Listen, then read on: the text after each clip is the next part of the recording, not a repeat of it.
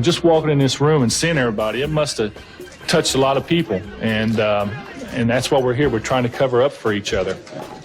I think all of you who know me, who has ever interviewed me before, know that I joke and kid a lot.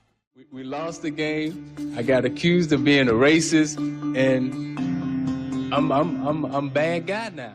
What if I told you that one of the NBA's biggest stars was called racist by the entire sports media, and the only person who believed him was Bill Russell? That's exactly what happened in 1987, and it's a story the league would rather forget. After Game 7 of the Eastern Conference Finals, the Detroit Pistons had just lost to the Boston Celtics. The locker room was devastated. Dennis Rodman, a young Pistons player, told reporters something that would blow up the entire NBA. He said Larry Bird was overrated, but he went further. He claimed people only thought Bird was great because he was white. If Bird were black, Rodman said, he'd just be another good player. That comment was explosive. Rodman was just a rookie bench player. The media needed a bigger target. They found it in Isiah Thomas, the Pistons star and leader. When asked if he agreed with Rodman, Thomas said yes. He added his own version. If Bird were black, he'd be just another good guy. The moment those words hit the newspapers, everything changed. The media didn't debate whether Thomas had a point. They didn't discuss what he was really trying to say. Instead, they destroyed him. Columnists across the country called him a racist. They said he was a sore loser. They painted him as ungrateful and bitter. But here's what most people don't know. The story isn't about Isiah Thomas being racist. It's about what the media revealed about itself. It's about how the NBA ran from an uncomfortable truth, and it's about one man who saw through all the noise and stepped in to save a young athlete from total destruction. This is the real story of the 1987 controversy, and it starts with understanding the world these men were living in. By the 1980s, the NBA had a problem. The league was almost entirely black. About 75% of NBA players were African American, but the fans watching at home were mostly white. The NBA needed to sell the league to suburban white families who were nervous about watching a black game. Enter Larry Bird. Bird was everything the NBA needed. He was white. He was from a small town in Indiana. He was portrayed as intelligent and hardworking. He was the opposite of how black superstars were being described. Magic Johnson and Isiah Thomas were called athletic and talented. Bird was called cerebral and blue-collar, words that suggested he earned his success through his mind and work ethic. This wasn't accidental. It was the media's playbook, and this playbook had a name. It was called the Great White Hope. The phrase came from boxing in the early 1900s, when white society desperately wanted a white fighter to beat the black heavyweight champion Jack Johnson. By the 1980s, that same anxiety had moved to basketball. The league and media were looking for a white superstar who could validate white athletic excellence in a sport increasingly dominated by black players. Larry Bird became that symbol. He was marketed differently. He was covered differently. He was celebrated not just for being great, but for being a savior, a hero. The man who proved that white players could still compete in the black man's game. Isiah Thomas understood this perfectly. He wasn't attacking Larry Bird the player, he was attacking the narrative. He was saying that Bird's reputation wasn't just about stats. It was built on the fact that he was white in a league that had become black. And if he were black, he wouldn't be treated as a legend. He'd be treated like everyone else. That was the real point, but nobody wanted to hear it. Now there's another piece to this story, and it's about where this controversy was taking place. Boston. Boston in the 1980s had a reputation. It wasn't a welcoming place for black athletes. The city had a long history of racism. During the 1970s, Boston had violent fights over school busing, with white residents furious about integration. The city became known as a place where black people weren't wanted. Bill Russell knew this better than anyone. Russell was the greatest basketball player of all time. He won 11 championships in 13 seasons. Nobody has ever come close to that record. But Russell played for the Boston Celtics, and Boston treated him terribly. He couldn't buy a house in certain neighborhoods. His home was vandalized. Intruders broke into his house and smashed his trophies. They spray-painted racial slurs on his walls. They defecated in his bed. Russell called Boston a flea market of racism. He said it had every kind of racism, old and new, in its most violent forms. This happened while Russell was winning championships and bringing glory to the city. Boston celebrated his championships but rejected him as a person. When Isiah Thomas and the Pistons came to Boston in 1987, they weren't just walking into an arena. They were walking into enemy territory. The crowd was almost entirely white. They worshipped Larry Bird not just as a player, but as a symbol. Bird represented something to that city. He represented white dominance in a game that had slipped away. The Pistons understood this. They were a young black team with a reputation for being tough and aggressive. Going to Boston felt hostile. Going to the Garden felt like walking into a place that didn't want them there. When Isiah Thomas made his comment about Bird, he wasn't just criticizing a player. He was poking at the entire system. He was calling out the city that had rejected Bill Russell. He was naming the narrative that the media media and the fans were using to elevate Bird. But the media's reaction shows you exactly what happened next. The press didn't engage with Thomas's actual argument. They didn't discuss whether he had a point about media bias. They didn't examine their own role in creating these narratives. Instead, they attacked him as a person. They called him racist. They said he was bitter and jealous. They made it personal. This was a trap. By personalizing it, the media made Thomas the villain. They shifted the conversation away from themselves. They stopped anyone from asking whether media coverage of Bird was actually different from coverage of black superstars. They didn't have to answer that question because now Thomas was the one on trial. The vilification was brutal. Thomas described it as the worst thing that ever happened to his career. He said his family was hurt. His mother was crying. He fell into a deep depression. He couldn't understand why nobody was listening to what he was actually trying to say. He felt isolated, felt betrayed. And then something remarkable happened. Bill Russell called him. Russell was not a man who got involved in modern NBA drama. He was retired. He kept to himself. He was notoriously private. He didn't sign autographs. He had boycotted his own jersey retirement ceremony because he didn't want to share the moment with fans he considered racist. But when he heard what was happening to Isiah Thomas, something moved him. Russell saw a young black man being destroyed by the same forces that had been attacking black athletes his entire life. He saw the media, the white establishment, the double standards, all targeting a young man for daring to speak about race. Russell picked up the phone. When Thomas answered, Russell didn't give him a long lecture. He didn't try to fix everything. He said something simple but powerful. He said, "Young man, everybody falls off the horse." That was it. But those words changed everything for Thomas. Russell was telling him that this moment didn't define him. He was telling him that being knocked down was part of the game. He was telling him that he could get back up. And most importantly, he was validating Thomas's experience. He was saying that what Thomas was fighting against was real, that Russell had been fighting the same thing for decades, and that Thomas could survive it. Why did Bill Russell do this? Russell understood something that the media didn't want to admit. He understood the difference between attacking an individual and critiquing a system. Russell loved Larry Bird as a player. He respected Bird's game, but Russell also understood that the system was using Bird. The NBA needed Bird to be a god because the league needed white America to stay invested. By making Bird a legend, the league was sending a message. White excellence still matters in this league. Russell had watched this his entire career. In the 1960s, the NBA had an unwritten quota system. Teams would limit how many black players could be on the court at the same time. If you were the home team, you could have 2 black players. If you were the visiting team, 3. If you got behind, maybe 5. But you couldn't have 5 from the start. By 1987, that explicit quota was gone. But Russell saw a new quota emerging. It was a quota of attention. The media could only celebrate so many superstars, and they desperately needed one of them to be white. Thomas was clumsily trying to name this quota. He was trying to say that the system wasn't fair, that black players were judged differently, that Bird's greatness was being inflated by his whiteness. Russell understood that critique because he'd been living it his whole life. So Russell called because he recognized that Thomas was fighting the right battle, even if he'd stumbled in how he fought it. Russell knew that Thomas wasn't actually saying Bird was mediocre. Russell knew that Thomas was angry about the system, about media bias, about the inequality that had always existed in the NBA. Russell's call did something remarkable. It gave Thomas permission to get back up. After Russell's intervention, Thomas recovered. He didn't try to spin his way out of the controversy. Instead, he reached out to the people he'd hurt. He called Larry Bird. He apologized. Bird accepted his apology immediately. Bird wasn't offended because Bird understood too. Bird had said he felt disrespected when white defenders were put on him because he knew it meant the league was treating white players as less athletic. Thomas and Bird stood together at a press conference during the NBA Finals. They presented a united front. It showed the world that the real issue wasn't between Bird and Thomas. The real issue was between them and a media system that was using their controversy to avoid looking at itself. For Thomas, Russell's advice became the foundation of his entire future. Russell had taught him something crucial, that you could respect an opponent while despising the system that uses that opponent. You could admire Bird's game while hating how the league weaponized Bird's whiteness. You could lose a battle and still win the larger war. Thomas took that lesson forward. He became an aggressive advocate for player rights. He pushed for higher salaries and better conditions. He eventually became an owner and a coach, following the path Russell had blazed. He spoke publicly about the mentorship Russell had given him, crediting Russell with saving his mental state when nobody else could. But there's something deeper happening in this story, and it reveals exactly why the media wanted to kill it. The 1987 controversy forced the NBA to confront a statistical reality and a sociological truth at the same time. Statistically, Isiah Thomas was was wrong. Larry Bird was not just another good guy. He was a 3-time MVP. He was a champion. He was one of the greatest shooters and passers the league had ever seen. But the sociological truth was different. Studies of sports media have consistently shown that white athletes are praised for their intelligence and character, while black athletes are praised for their bodies and their athleticism. This is real. It's documented. It's systemic. Thomas was trying to articulate this bias, even if he did it clumsily. He was saying that if Bird were subject to the same grading curve as black athletes, he wouldn't be a legend. He'd be a very good player, maybe an all-star, but not a god. The media refused to engage with this truth. They made it personal. They made it about whether Thomas was racist, and in doing so, they proved Thomas's point. They showed exactly how the system works. They showed how the media protects its own narratives at any cost. They showed how the system silences criticism by attacking the person who speaks it. Russell understood this. That's why his phone call mattered so much. He was validating the system critique while also helping Thomas understand that the specific attack on Bird was misguided. Russell was teaching Thomas to separate the two. You can fight the system without attacking individuals. You can name inequality without requiring someone to be a villain. The legacy of 1987 is still alive today. Bird and Thomas eventually became genuine friends. They appeared in documentaries together. Thomas introduced Bird at the Hall of Fame. They laughed about the controversy years later. Dennis Rodman took a different lesson. He realized the power of controversy and built his career on being a provocateur. But Bill Russell's intervention created a different lineage. It showed the next generation that you could be a champion and a critic. You could speak about race without being destroyed. That lineage includes modern players like LeBron James and Jaylen Brown. These players feel empowered to speak on social issues. That confidence comes from what Russell showed Thomas in 1987. The wisdom Bill Russell gave Isiah Thomas was this: understand the difference between the game and the system. By saying everybody falls off the horse, Russell was contextualizing Thomas's pain within the long history of being a black athlete in America. He was saying that what happened to Thomas was nothing new. It could be survived. Russell validated the context of Thomas's anger. He validated the systemic inequality. He validated the double standards. He validated the existence of great white hope narratives. But he also helped Thomas understand that attacking individuals was misguided. The 1987 controversy was a crucible. It burned away Thomas's innocence about the media. But thanks to Bill Russell, it didn't burn away Thomas's spirit. It didn't destroy his ability to fight. The story stands today as a testament to the unspoken alliances between black athletes. These alliances are forged in public scrutiny and tempered by the wisdom of those who walked the path before. Bill Russell secured one of his greatest victories not on a basketball court, but on a phone line to Detroit. He saved the legacy of a rival for the sake of something larger, the brotherhood of athletes fighting an unfair system. The controversy was never really resolved. We never got a final verdict about whether Thomas was right or wrong. We never had a moment where the NBA admitted its role in creating these narratives. Instead, the story just lives in this unresolved space. It lives in the discomfort of a truth that the system refused to acknowledge. And maybe that's the point. The 1987 controversy endures because it forces us to sit with uncomfortable questions. What role does the system play in how we see excellence? How much of what we celebrate is actual achievement?